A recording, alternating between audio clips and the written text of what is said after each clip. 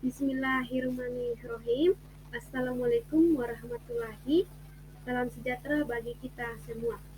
Perkenalkan, nama saya Nurani Rara, NIM 239022485143. Saya dari kelas 005 PGSD, mahasiswi PPG Perjabatan Gelombang 1 pada tahun 2023.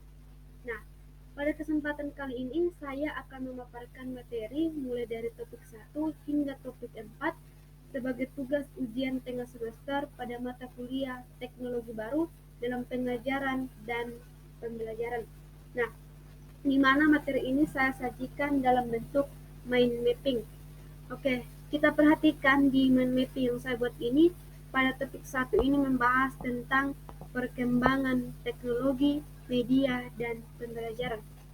Nah, jadi teknologi itu merupakan suatu bentuk hasil olah pikir manusia untuk mengembangkan sistem tertentu dan cara menggunakan untuk menyelesaikan persoalan dalam hidup. Nah, kita semua sudah tahu bahwa kemajuan teknologi, informasi, dan komunikasi terus mengalami perkembangan yang sangat pesat dan diiringi dengan inovasi perangkat yang semakin canggih. Nah, teknologi tidak hanya terbatas pada perangkat komputer atau smartphone, melainkan juga mencakup solusi-solusi sederhana yang mampu mempermudah berbagai aktivitas, khususnya dalam konteks pembelajaran. Nah, salah satu contoh teknologi sederhana yang seringkali digunakan dalam dunia pendidikan adalah papan tulis dan kapur. Tentunya kita semua sudah mengetahui papan tulis dan kapur. Nah, papan tulis dan kapur ini seringkali digunakan oleh guru di dalam menyampaikan materi kepada peserta didik. Meskipun tergolong sebagai teknologi yang sederhana, namun papan tulis dan kapur ini telah menjadi bagian integral dalam proses belajar mengajar. Nah, seiring dengan perkembangan zaman, terjadi pergeseran menuju penggunaan teknologi digital di dalam proses pembelajaran. Nah, teknologi ini membawa berbagai perangkat inovatif yang dapat meningkatkan efektivitas pembelajaran, kemudian memberikan pengalaman yang lebih interaktif, dan memfasilitasi akses ke sumber daya pembelajaran yang lebih luas. Dengan adanya kemajuan ini, para pelaku pendidikan kini dapat menggabungkan teknologi digital untuk memperkaya dan memodernisasi metode pengajaran mereka. Nah, penggunaan teknologi ini dari generasi ke generasi itu berbeda-beda. Contohnya, pada generasi X, penggunaan teknologi itu belum begitu dimanfaatkan karena masih dalam perkembangan, sehingga proses pembelajaran masih menggunakan teknologi yang sederhana. Nah, tadi saya sudah memberikan contoh teknologi sederhana itu ada papan tulis, kemudian ada juga kapur, dan masih banyak contoh yang lain. Oke. Kemudian pada generasi Y, itu teknologi digital itu sudah dimanfaatkan dengan baik. Karena sudah dimanfaatkan dengan baik, meskipun belum begitu dimanfaatkan di dalam dunia pendidikan, yang dimana hanya digunakan sebagai batas komunikasi secara informal. Kemudian pada generasi Z, itu teknologi itu dalam proses pembelajaran itu sudah dimanfaatkan dengan baik karena pihak sekolah sudah memberikan wadah bagi peserta didik dalam menggunakan teknologi digital di sekolah sehingga memudahkan di dalam proses pembelajaran. Dan pada saat ini generasi alfa atau abad 21 itu teknologi di mana peserta didik itu sudah menjadikan teknologi dalam proses pembelajaran sebagai suatu hal yang sangat penting. Peserta didik abad 21 itu lebih banyak menghabiskan waktu dengan menggunakan teknologi digital karena dianggap praktis dan memudahkan di dalam menyelesaikan segala macam permasalahan dalam proses pembelajaran. Nah, ada beberapa tahapan di dalam mengadopsi dan menggunakan teknologi informasi dan komunikasi dalam proses pembelajaran. Yang pertama itu ada emerging atau muncul, kemudian ada applying, kemudian ada infusing, dan kemudian ada transforming atau transformasi. Nah, jadi dengan hadirnya teknologi informasi komunikasi di dunia pendidikan dapat menghantarkan wajah pendidikan ke arah yang lebih baik sehingga tantangan pembelajaran abad 21 ini dapat terselesaikan. Nah, ini tentunya tidak terlepas dari peran guru sebagai seorang pendidik di mana dituntut untuk kreatif dan inovatif dalam mengembangkan pembelajaran dengan mengintegrasikan teknologi dan komunikasi. Ya. Oke, selanjutnya di topik kedua itu membahas tentang lingkungan belajar abad 21. Jadi, di lingkungan belajar abad 21 ini, teknologi informasi dan komunikasi itu berperan sebagai alat bantu di dalam mencapai pembelajaran yang fokus pada pengembangan kemampuan keterampilan abad ke-21 yang esensial bagi peserta didik. Nah, di sini peran guru dan buku teks itu tidak lagi terbatas sebagai satu-satunya sumber informasi di dalam kelas. Lebih lanjut, guru menjadi fasilitator yang membimbing peserta didik untuk aktif memperoleh pengetahuan dan keterampilan. Nah, dengan memanfaatkan perangkat digital, peserta didik memiliki kemampuan untuk mengeksplorasi dunia secara lebih luas melalui sumber belajar online yang tidak terbatas. Mereka dapat mengakses beragam media digital guna untuk mendapatkan informasi yang mereka butuhkan. Dengan demikian, pendekatan ini menciptakan lingkungan pembelajaran yang dinamis dan memungkinkan peserta didik untuk mengembangkan keterampilan yang relevan dengan tuntutan zaman modern. Nah, di era abad 21 ini, keahlian dalam menguasai teknologi digital itu tidak hanya menjadi domain peserta didik, melainkan juga menjadi tuntutan bagi peran guru. Nah, guru modern diharapkan menjadi guru digital yang terlibat dalam tugas dan fungsi mereka dengan erat terkait dengan dunia digital, termasuk dalam pemanfaatan internet dan aplikasi perangkat lunak. Nah, jika sebelumnya guru dianggap sebagai pusat pembelajaran, pendekatan saat ini mengarah pada peran guru sebagai fasilitator. Nah, jadi guru tidak lagi menjadi satu-satunya sumber pengetahuan, sebaliknya mereka mendukung peserta didik dalam menavigasi dan memanfaatkan sumber-sumber belajar yang berguna. Oke, selanjutnya itu peserta didik digital.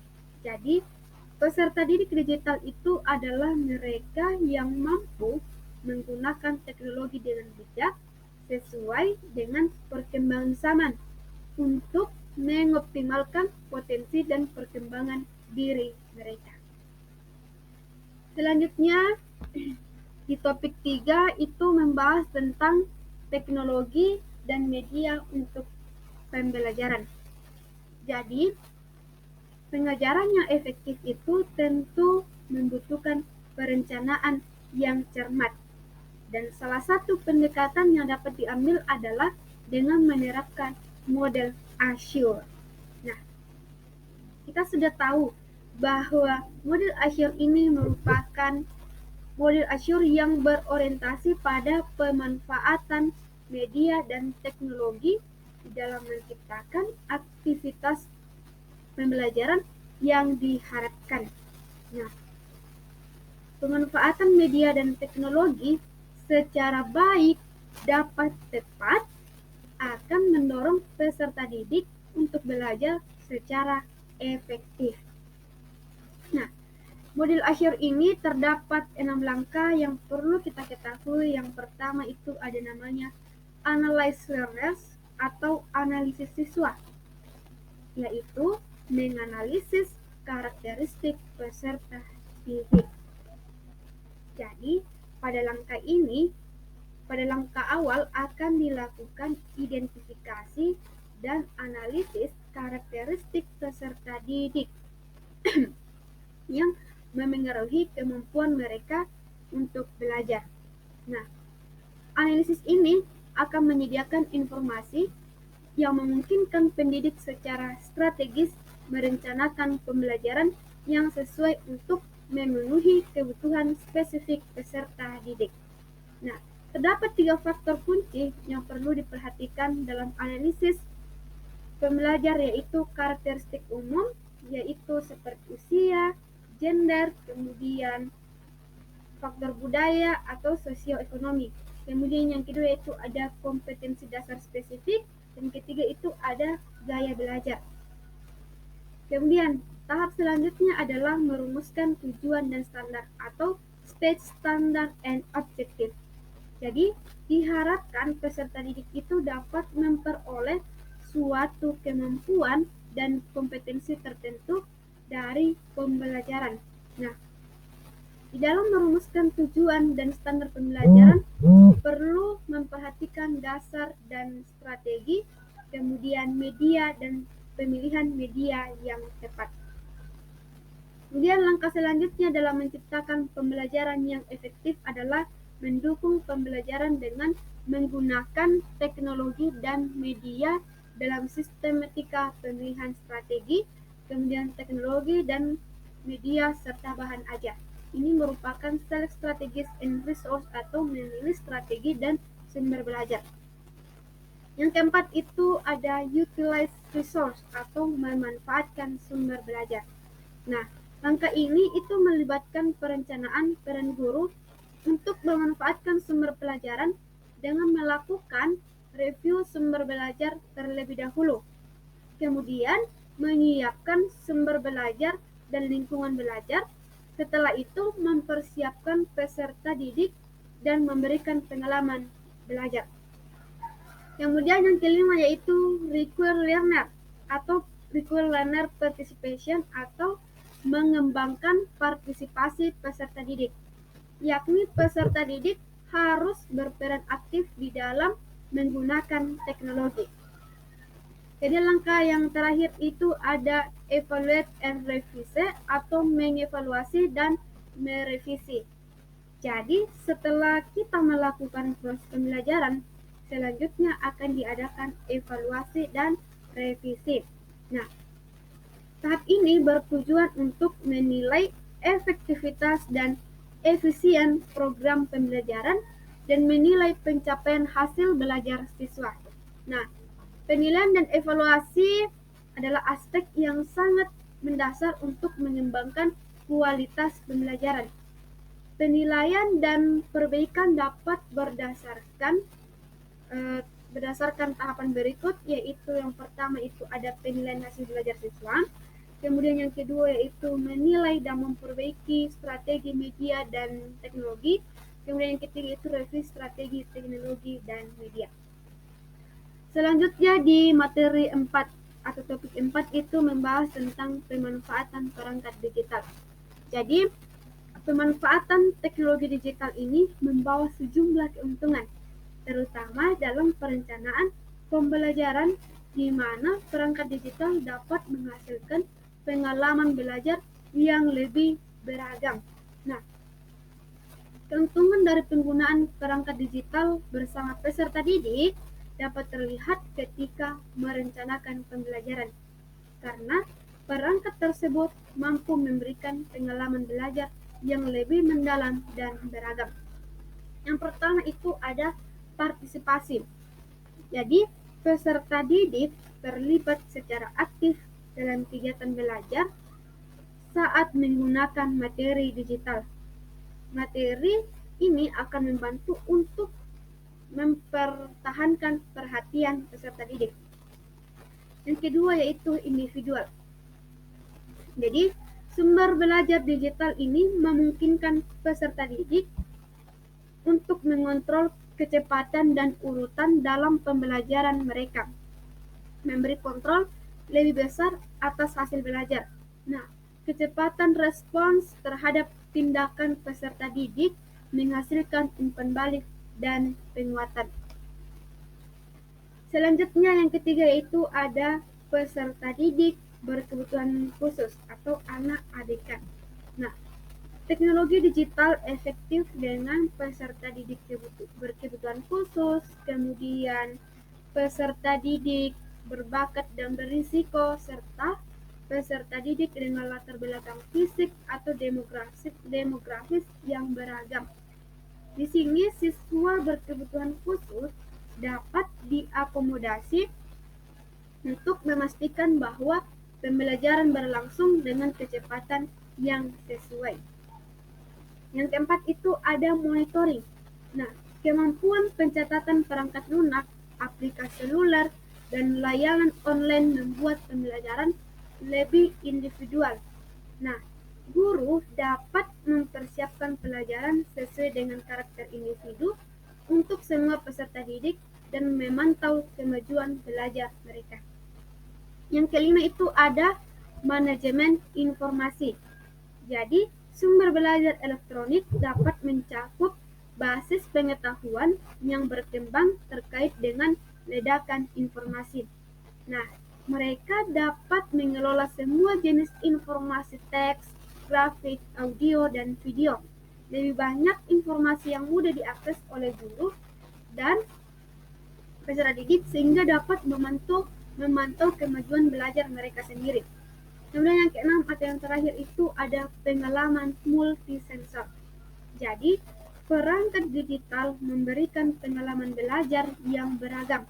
Nah, hal ini dapat menggunakan berbagai strategi pembelajaran yang menggunakan pendekatan audio, kemudian visual, dan gerakan pada tingkat pendidikan dasar, remedial, atau pengayaan. Demikianlah yang dapat saya paparkan terkait topik 1 hingga topik 4 pada mata kuliah teknologi baru dalam pengajaran dan pengajaran untuk memenuhi tugas ujian tengah semester. Semoga materi yang saya paparkan ini dapat memberikan manfaat. Sekian dan terima kasih. Wassalamualaikum warahmatullahi wabarakatuh.